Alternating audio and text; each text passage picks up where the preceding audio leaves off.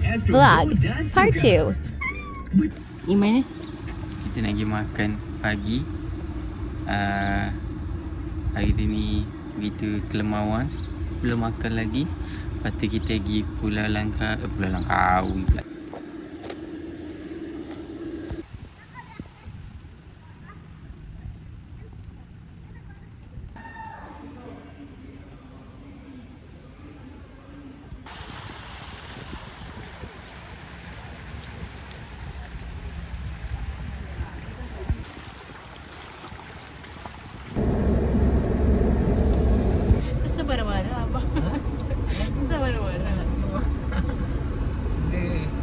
Parking banyak kosong, dia tak nak masuk. Lepas tu nak tengah jalan. Panas ya? Panas. Parking kat sini.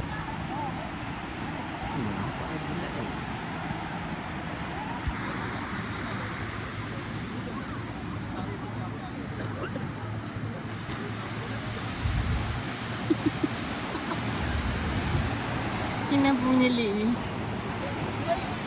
Nak masuk dalam kamera juga? Ha? Kita pregnant kata is pregnant. Tak boleh nak buat apa. Nampak koral lagi. Air biru, tempat duduk. Tapi yang tu pulau private. Dia kira ada private beach. Satu company saja yang boleh masuk situ.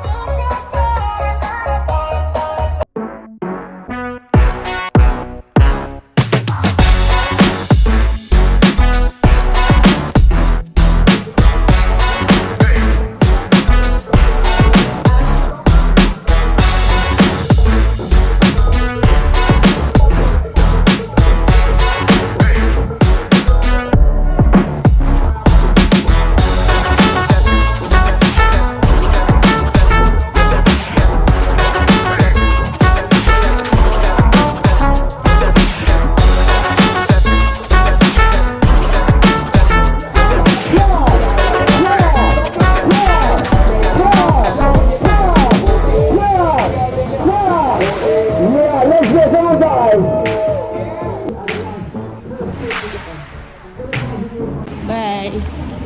Bye. Kita nak balik Langkawi, nanti kita datang lagi.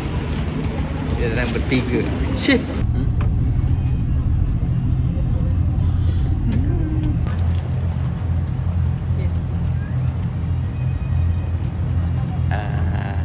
Tamat sudah. Kita punya trip. Trip kerja plus holiday sikit-sikit lah. Goodbye.